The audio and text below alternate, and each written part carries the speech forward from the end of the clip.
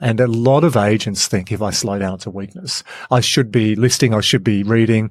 No. Your brain needs time to recover. You get this, what's called attention residue.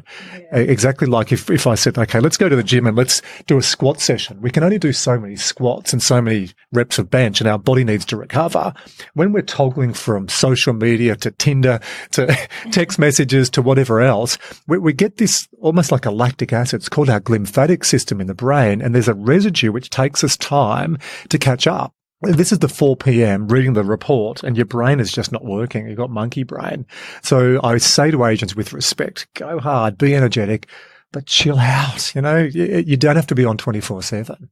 You are listening to Elevate, the official podcast of Elite Agent for real estate industry sales professionals, property managers, and leaders. Each episode, we bring you the best minds in business and real estate to help you list more, sell more, and elevate your results. To connect with all things Elite Agent, including the latest news, coaching, and features, subscribe at our website, eliteagent.com.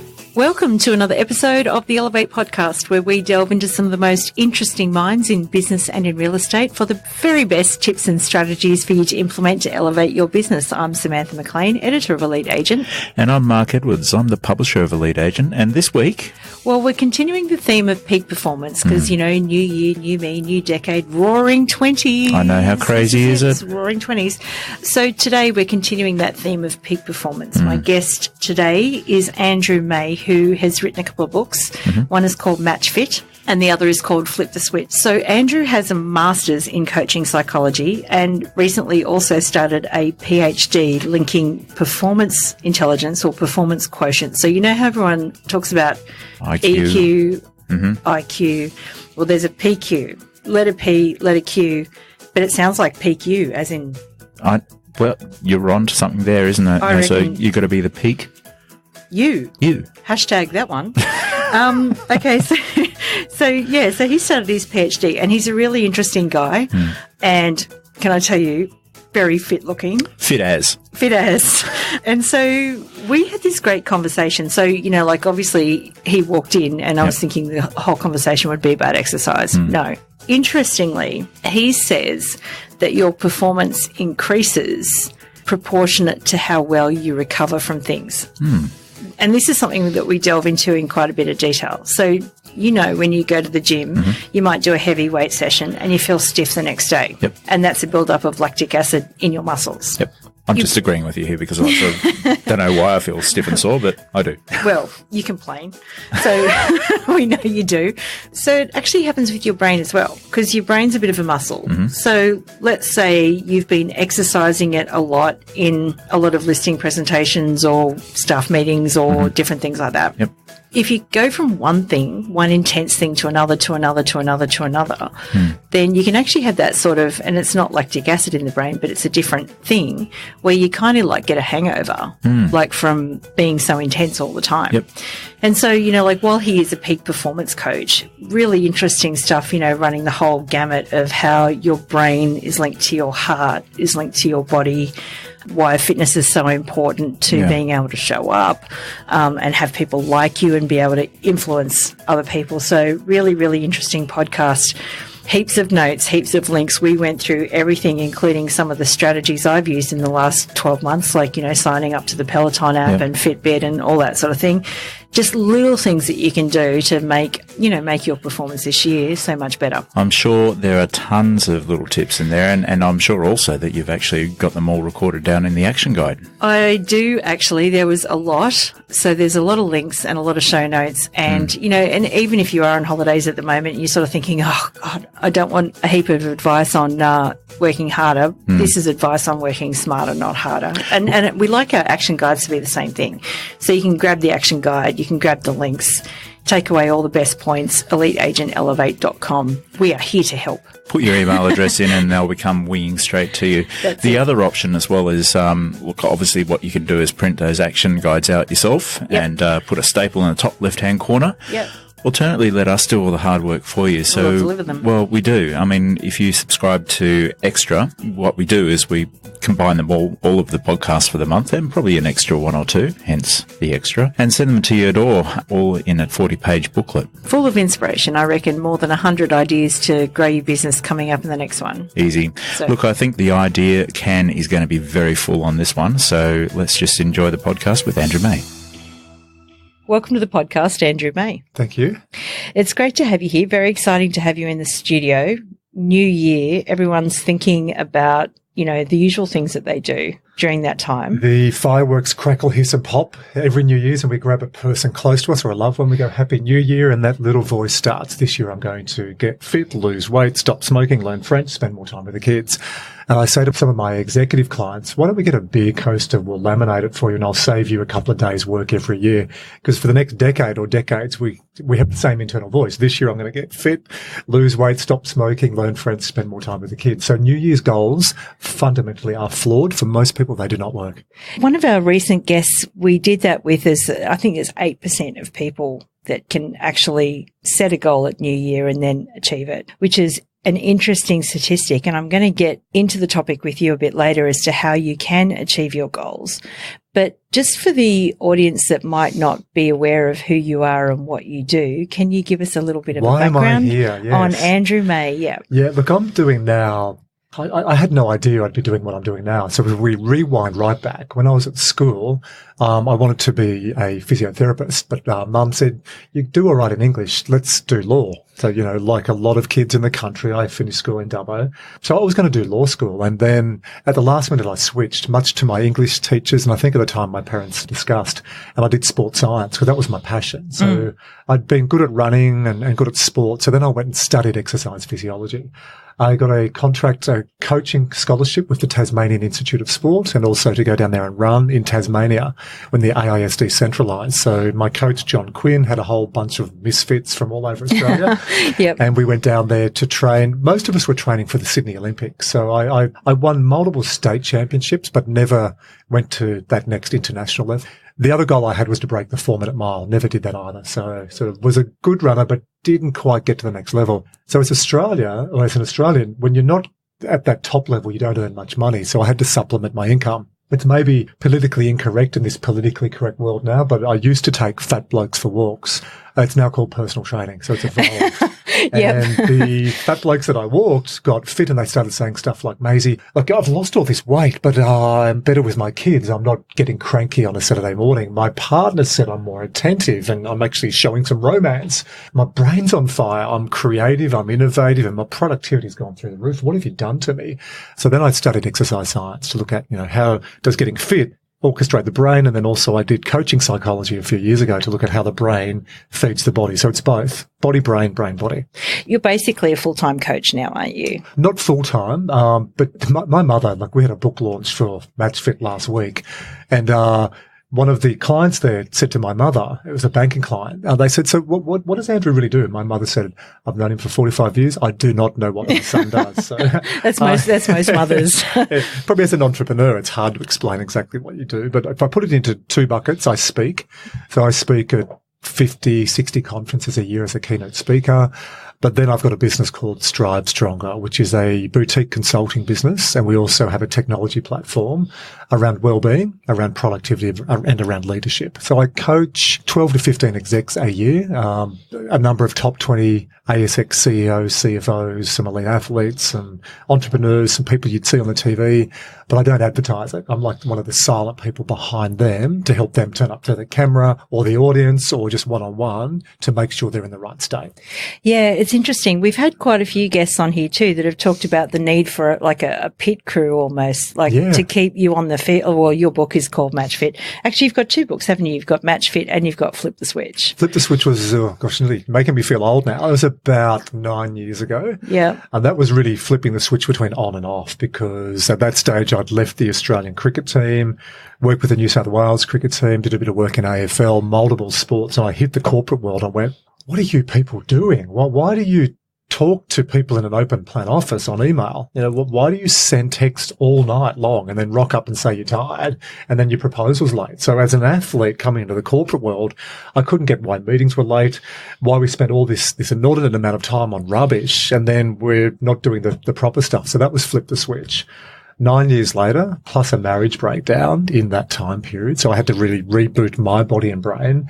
Plus working at KPMG as a partner, I sold my previous business to KPMG and then spent time globally working with executives and banks. And I thought, wow, we're losing the plot. So Flip the Switch was about on and off. Matchfit was about the whole next iteration. What do we need to get our bodies and brains, not just to be fit for work, but fit for life? Like, how do we carve out time to connect with what's important rather than just earn all this money to impress people we don't really like anyway? Yeah, I know that's the thing. And I guess in the real estate industry, we're always trying to impress someone, whether it's a vendor, whether it's a bunch of buyers, whether it's someone on social media. How bad is the problem from your point of view? I mean, I read a report just this morning, actually, that said 40% of our time spent at work is actually doing things that are not work. Yeah, and I'd say that's low. So how bad is it? I love that you and I don't have a mobile phone in front of us. But your job as a real estate agent, I do a fair bit of work in real estate, and I could really carve out, there'd be 3 or 4 things you should be doing. You should be prospecting and keeping relationships going. So when Mr. and Mrs. Smith or Mr. and Mr. Smith or Mrs. and Mrs. Smith sell their house, your port of call. So that's one. The second one is when you get a listing, be present. Get there early. It's all the basics. You look good, but engage with people.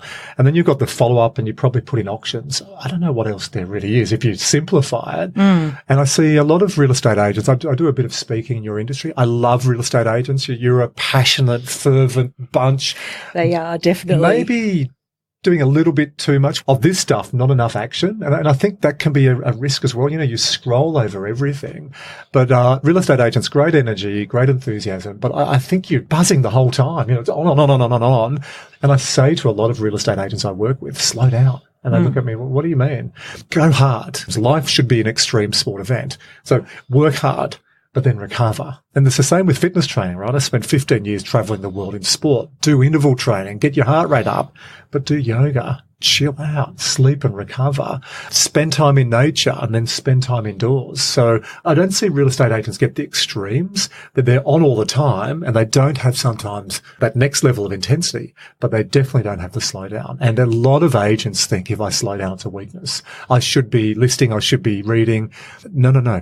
Your brain needs time to recover. You get this, what's called attention residue. Yeah. Exactly like if I said, okay, let's go to the gym and let's do a squat session. We can only do so many squats and so many reps of bench, and our body needs to recover.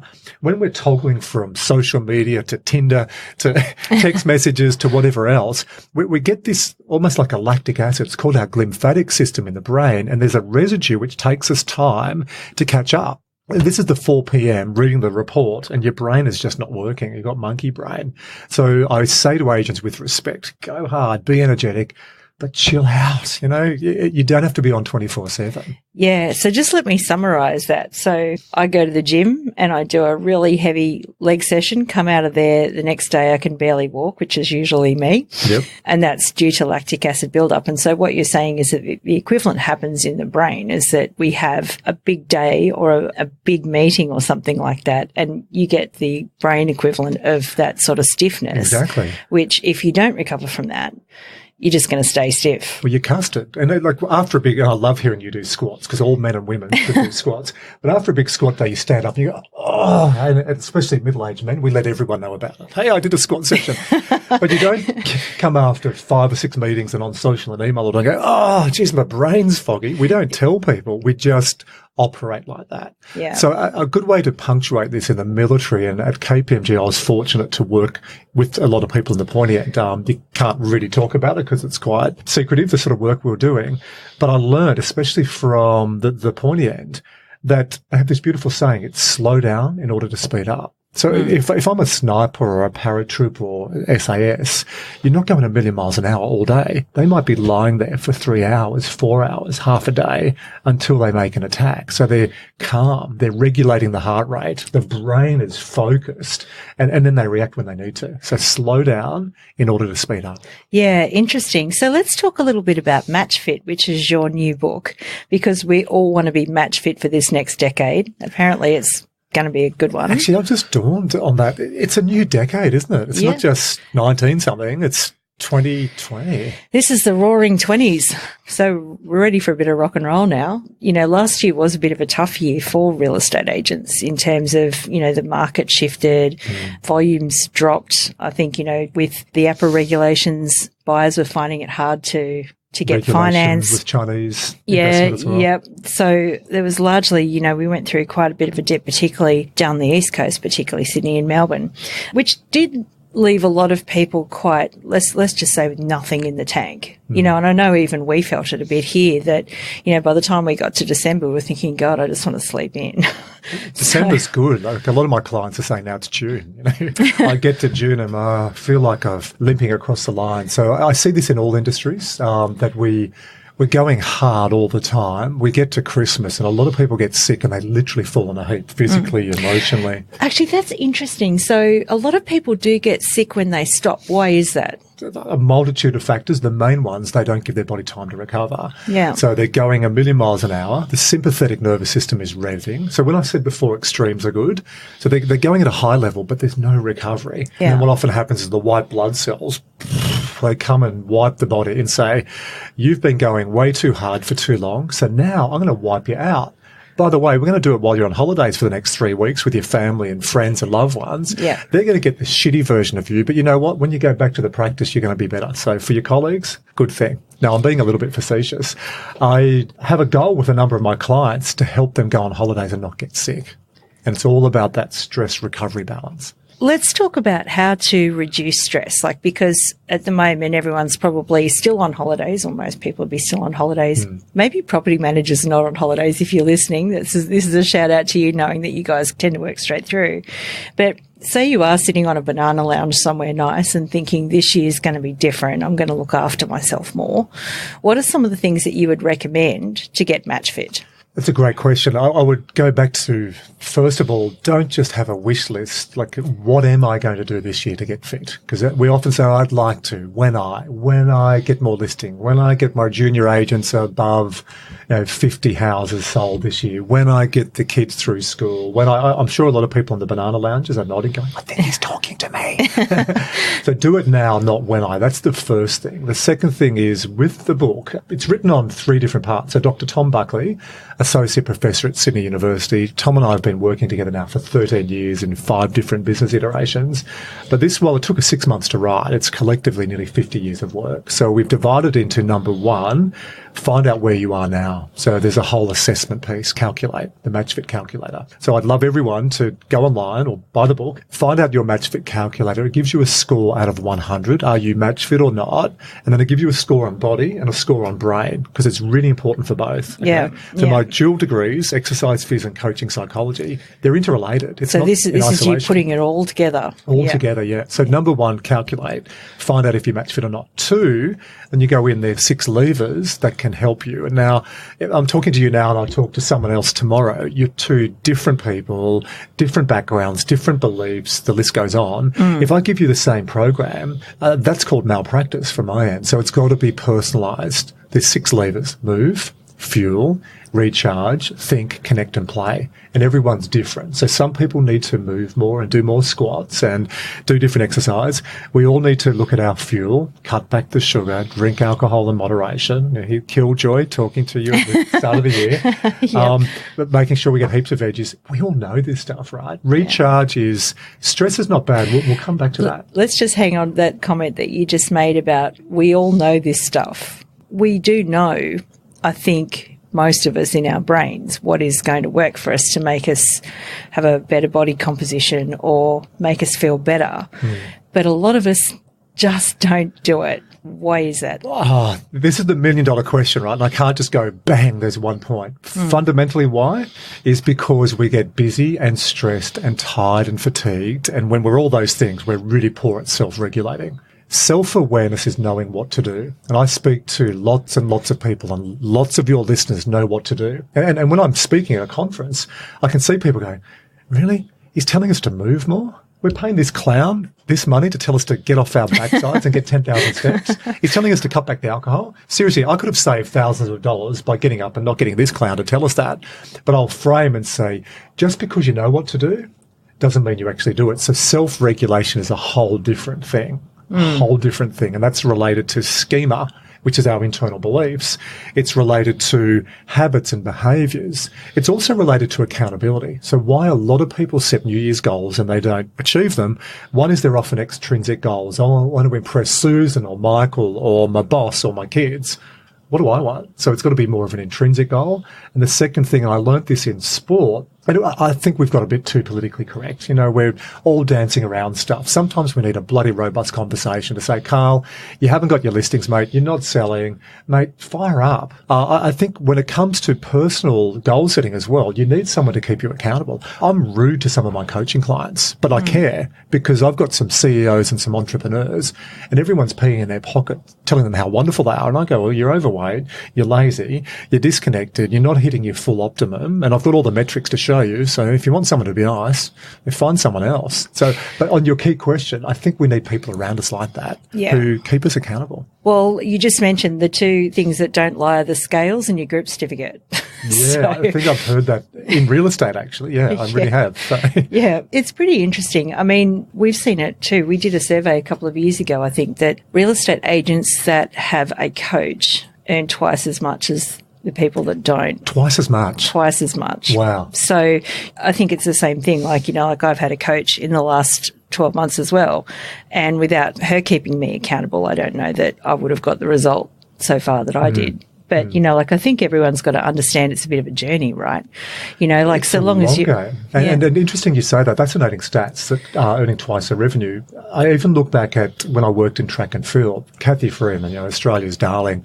We still all remember that 400 metre, that crazy spacesuit she was wearing. But what a lot of people don't know is an elite athlete like Kathy, or probably more modern, someone like Sally Pearson in this era, they have a support team, sometimes 6, 7, 8 people. You go, well, not that they're a runner, right? There's just one person. No, they have a coach. They'll have often a nutritionist. They might have a physiotherapist. They might have a technique coach. They'll have a massage therapist. They'll have a manager. They have a really good team. And I say this to high performers, and I'd say to real estate agents, think of your board. So most of us have a dentist, a doctor, maybe you should have a financial planner, a good real estate agent. Add 2 more things to it if you're really serious about what we're talking about. I'd add a exercise physiologist or a personal trainer. Even if you don't train with them every week, meet with them a few times a year. 2 things don't lie: scales and your group certificate. The second one would be around this space, a nutritionist. And they're your board of directors, right? They're your personal board of directors. It's an interesting way of looking at it. I'm qualified as a sports nutritionist. I'm qualified as an exercise physiologist. I have a nutritionist and I have a personal trainer. Even though that's what you do. Yeah. And some people go, well, does that mean you're weak? I go, no, it means I'm smart. Because I train with Dan Bradley over the road here in North Sydney. And Dan is what I call a friendly arsehole. I like Dan, but he trains me much harder than I'll do myself. And by default, I'm a cardio pig, right? I'd like to cycle and swim and run and surf ski. I like doing weights, but I don't love it. But I go to Dan and he flogs me, and it's good for me. It's good for my body. Sounds like I need to talk to Dan. I just want to pick up on a thought that you just gave me for a second there, because I heard this theory from somebody else and I just want to test it with you, is that you can actually read all you like online, but unless you've actually got someone to keep you accountable, and even let's just call it skin in the game, let's just call it money's changing hands. I'm paying you as my coach. I'm told that I'm way more likely to stick to what you tell me to do because I'm paying you. And again, this is for people that think that they probably can't afford it. Coaching, that is. Like, you know, I didn't think I could afford it either, but I think some people can't afford not to do it. It turns out, because your health is everything. But when you talk about well-being, so let's say Matchfit divided into body and brain. On the body, you don't have to pay a lot of money to have a group fitness session. You know, there's wonderful male and female trainers around this country of ours. No matter where you're listening to this, rural or big cities, you'll find a really good trainer that you can, work with. Look, shop around, $15-20, or there's PCYC clubs. And then sometimes I hear people go, oh, that's a lot of money. I go, that's bullshit. You just went out to dinner last night and you spent $80 on a bottle of wine. Seriously. And females listening to this, this is not me, obviously, but women will spend a couple of $100 on a haircut. Guys will spend... What's wrong with that? Nothing. I wish I could do it. Men will spend loads of money on golf or passionate pursuits, but then when it comes to our own physical fitness, we think, oh, no, I know what to do. Yeah. I'm not spending money with this clown. Knowing it doesn't mean you do it. There's a psychology term which we call intellectualization that lots of people listening will pop now and go, yeah, I get that. So say someone wants to lose 5 to 10 kilos and they've read everything on intermittent fasting and ketosis and paleo diet and movement and mitochondria. And then I say, so are you exercising 3-4 times a week, doing a balance of cardio, but especially weight training? Are you getting your 10 to 12,000 steps a day? Have you cut back your sugar? And they go, stop it. This is hurting. No. If you want to do this, make yourself accountable. Yeah, absolutely. Actually, I've found 2 things in the past year, like even just really cost-effective things. And it is interesting that, someone encouraging you can do this. But I subscribe to an app called Peloton. They don't have the... Peloton's great, yeah. They don't have the machines here in Australia. God, I'd love one of their treadmills. But I have found that I could go running on the treadmill with my own music, and it's just kind of like a fun thing to do. So Peloton, for anyone who's not sure, is an app. It started with cyclists. It's now moved to running. Yeah. I don't know whether they're going to be able to do it for swimming because you've got waterproof headphones, I suppose. Yeah. But you have a whole lot of downloads and they give you workouts. So again, it's different horses or different folks, different strokes. Well, yeah, I do find with someone in my ear that I will work harder, like automatically, as opposed to just, cranking out the 80s tunes. So I love good 80s, especially the Vogue and glam rock. Yeah. My Peloton every Friday is Centennial Park with a whole bunch of men and women I've known for years, riding around on our bikes, still thinking we're 15 again, trying to, we think we're training for Tokyo Olympics. It's middle-aged male denial, but it's socialization, it's nature, it's competitive spirit, and it's fitness. It's fantastic. So it's really finding something that works for you. Yeah, absolutely. We know leaders kind of eat last. Simon Sinek wrote a whole book on it. And I would say that there is a chronic wellness problem in the real estate industry, not just among the leaders, but also among teams. And I think you've kind of touched on it in some of your keynotes and things like that while I was stalking you online before you came in here. So tell us a little bit about some of the ways that you can invest in your team to make sure that you get the most out of them. Well, this is a hot topic. I've spent this morning with a large Australian bank with their executive team talking about why, as leaders, they need to challenge what Simon Sinek said. I think leaders should eat first. Now, I love Simon Sinek. Start With Why is an amazing book. One of the books that I really get a lot of my clients to read when they've got no idea about their why or their compass. But I challenge that. I think leaders need to eat first. What I mean, leaders need to be match fit. Leaders need to look after their physical well-being, their psychological well-being, and their emotional well-being so they show up to work and then they can navigate, they can pivot, they can move. Leadership is bloody hard. It has never been harder to be a leader. At a banking conference I was at last week, this lovely lady said to me, Andrew, I wish it was the 1950s. I said, well, madmen? She said, well, partly, but she said, in the 1950s, you'd go to work at 9 a.m., you'd leave at 4:30 or 5, and that was your job. And one of the other guys said, yeah, I'd love to smoke and have scotch at my desk. But nowadays, everything's changed so much. So for a leader listening to this, running a big real estate practice, you might start work at 6 a.m. You may not finish until 10 p.m. And then I have loads of people telling me in multiple industries, I did 70, 80 hours last week. I go, that's rubbish. You're going to see me, not for the proactive stuff. You'll see me and Dr. Tom and our team of reactive people because you're going to be burnt out, busted and battered. And at the very least, you may not have ramifications in your relationships and your kids. So I think leaders need to eat first. The number one currency that leaders need to look after, invest in and manage is their energy. Full stop. Yeah, absolutely. Again, it was a quote that I saw or heard from someone that said, if you don't make time for your health now, you'll need to make time for it later. Yeah, there's a Dalai Lama quote, and I heard Ralph Norris at Combank say a variation of this a few years ago, and it was, why do we spend all of our health trying to gain wealth? And then we retire and spend all of our wealth trying to get back our health. Yeah, that's interesting, isn't it? It's not a dichotomous situation, meaning and I know a lot of real estate agents think this, I've just got to focus on the business, and I've heard that this real estate agent did. You've got a lot of people in your industry who've been the chronic compulsive workers who write a book, do a seminar series and go, this is what I did, and then everyone follows that person. Well, that's what they're told to. Yeah. I'm challenging that, because I think if you play a long game, you might work, no one works 38 hours if you're self-employed, but you might work 45 or 50 and play a long game for 15 or 20 years and get the same level, if not more success, because you're not going to blow it all up. So it's about managing energy as a leader. And then the other thing is, and if we get a bit nerdy on the sides, when you look after yourself and get Matchfit, you've got a better HRV, a better heart rate variability. Now, there's this wandering nerve, it's called the vagus nerve, that connects the brain and the heart. When you do interval training, but when you sleep and do meditation, when you do weight training, but when you allow your hormones to recover, your body functions better. And the vagus nerve connects the heart and the brain, and we measure that through heart rate variability. So we do this with all of our clients. When you improve heart rate variability, what happens? You're more empathetic. You have more compassion. You are more creative. You have more decision-making capacity. You don't get sick on holidays. You're a better person to be around.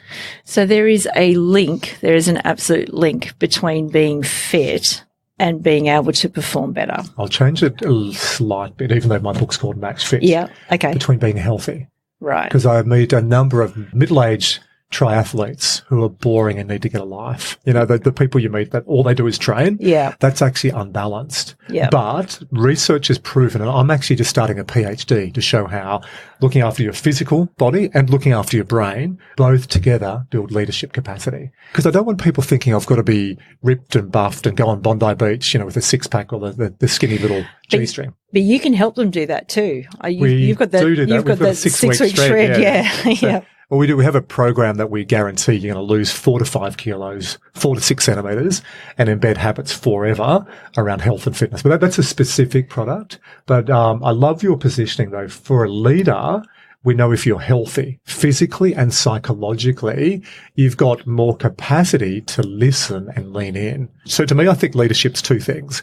One is state management. You've got to master those levers, how you move, how you fuel, how you recharge, the thoughts inside your head, how you connect with your purpose, connect with others, connect with nature, connect with community. And a big one for a lot of adults, when we get stressed and tired, we stop playing. So you not only got to manage that, then you've got to manage emotions. So when someone tells you something and it really fucking pisses you off, and then you carry that all day, you're terrible as an agent. You're terrible, as a manager. So if you have an exchange first thing of the morning and someone attacks you for whatever reason, you got to know how to change that traffic light in your head and move on to the next thing. That's leadership. Absolutely. So that's only the first thing. That's personal mastery. Then you've got to influence others. When I first was called a leader many years ago, I just did not comprehend how challenging, how much you need to invest, but also how rewarding, when you get it remotely right, leadership can be. As a leader, if you're going to influence people, they need to buy into you. They need to buy into your vision and like you. And even to the degree that you were just talking about, they need to feel that you're interested in them. Absolutely. And look, not necessarily because I think a lot of young agents coming through are playing the like game. And I quote Paul Roos. I heard Roosie say this when I was doing some work at the Sydney Swans. He said his thoughts as a coach is not to be liked, it's to be respected. Yeah, and when you're running a business, you sometimes have to make decisions that people don't like. Yeah. You might put people in different roles. You might move some in, you might move some out. Sport's ruthless. In a professional sporting team, every year there's 15% turnover. And it's actually good because you get fresh ideas, you get young people coming in, you get good mentors coming in and everything in between. Whereas business, we can get groupthink sometimes where we have the same people in the same rooms having the same conversations at the same time each day. And then we wonder why 10 years down the track we go, well, we've been left behind with digitization and artificial intelligence and disruption. And your industry is ripe for disruption. It's interesting. There's another quote that I love. I think it's Richard Koch, the author of the 80-20 principle. It's action drives out thought. Like, Absolutely. so if you're always constantly doing, just doing the same things, then you don't have time to think. And I guess just to circle back on what you're saying there is that to give yourself time to think, to be creative, you need to be match fit. Absolutely. And one of my favourite quotes, and it's in this, and it's mine, because you don't, in Australia, you feel like a bit of a tosser if you say, one of my favourite quotes is mine. Yeah. But it's one of my favourite quotes to teach audiences, especially leaders. It's the power of cultivating free space. And when I work with either a person one-on-one coaching, or we do a lot of leadership programs, and I say to the leaders, print out your diary in the last week, and then show me your diary. And I go, oh, mate, it's been a bad week. Okay, go the last 3 months. It's been a bad 3 months. And I see with most senior leaders, there's no time to reflect or think or pontificate or ruminate. It's the joys of having free space. And again, as a leader, you've got to have personal mastery, but then you need space to make meaning of everything. And then you've got to influence others. And you can't do that if you just jump from meeting to open home to canvassing to marketing meetings that's not leading. That's reacting. I get that. All right, so let's get tactical. We're going to leave some links in the show notes for Matchfit and for Flip the Switch. I think it's great in terms of being able to switch off, which is what we were just talking about. Absolutely, there, like to actually create some time for creative thought, etc. I know a lot of authors, artists, creatives, they consciously or they purposely build in boredom. I do.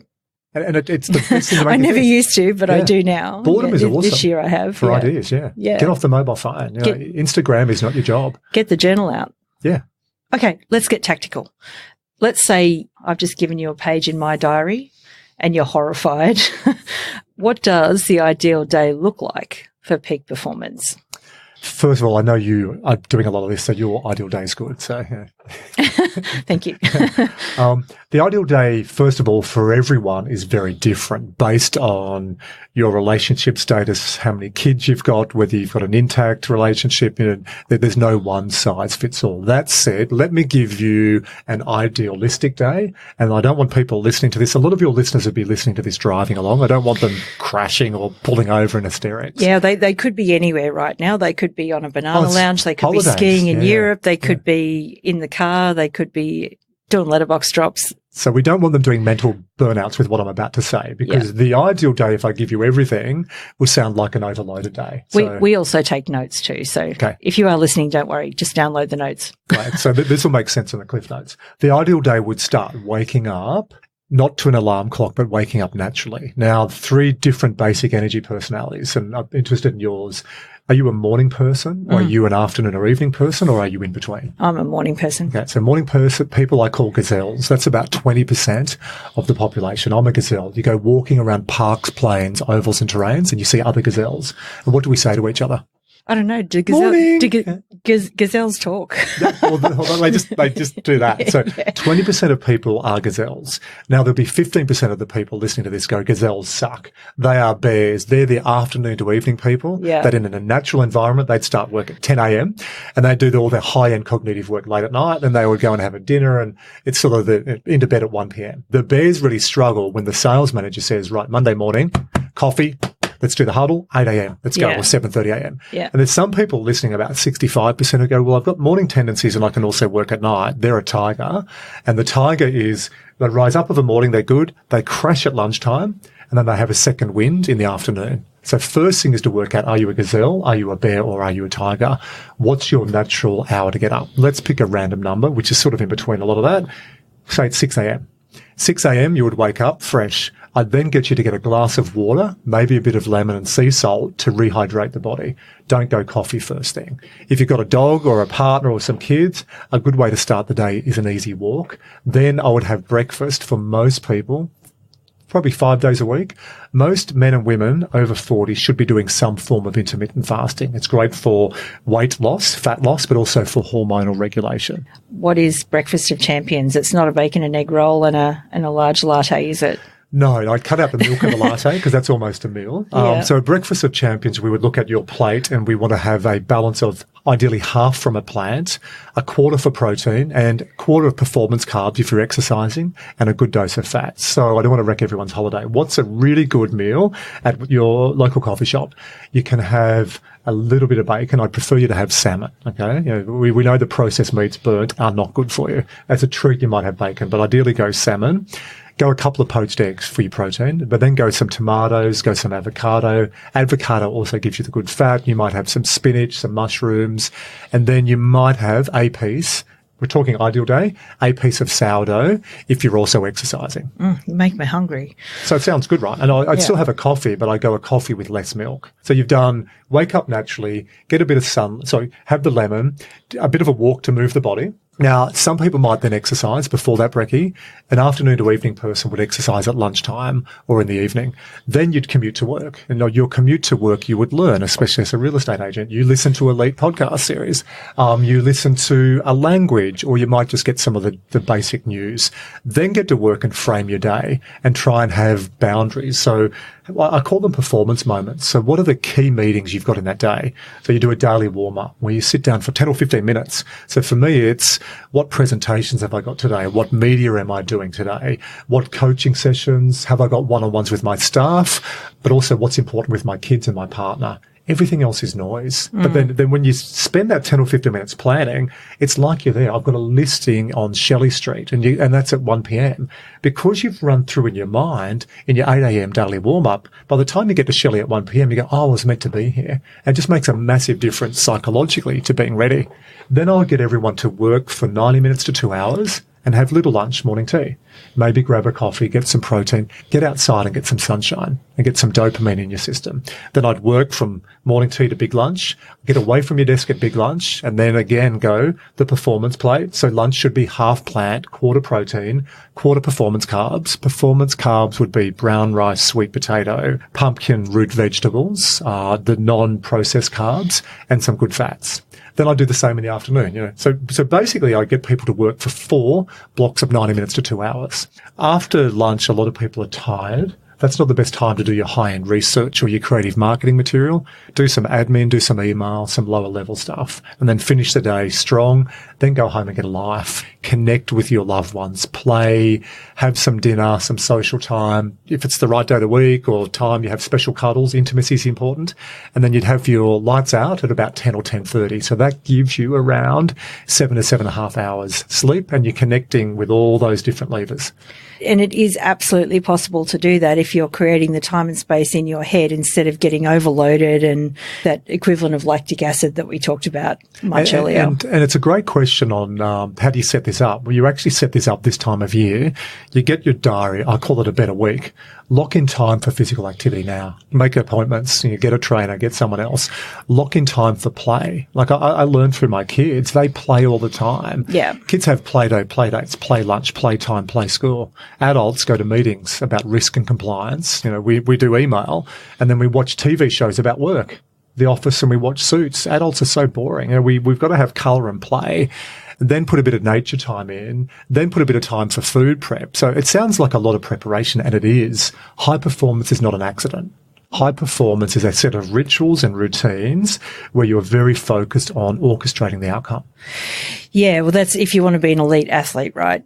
You make the decision to go pro, and we even talk about that in real estate, the people that go pro, this stuff is not an option. Showing up is not an option. So, you either want to get to that peak performance level or whatever your definition of peak performance is, and make sure that you create a life around that is going to work. That's profound. Create a life. And that's what I think a good performance coach does, helps you create that life. And I say to all my clients, it's actually easier to live this way. But if you're the opposite, if you're sitting there and going, this guy's giving me the shits, I don't have the energy, I'm tired and fatigued, he's got no idea, he's never been a real estate agent, I don't have the listings. Yeah. Start with your energy.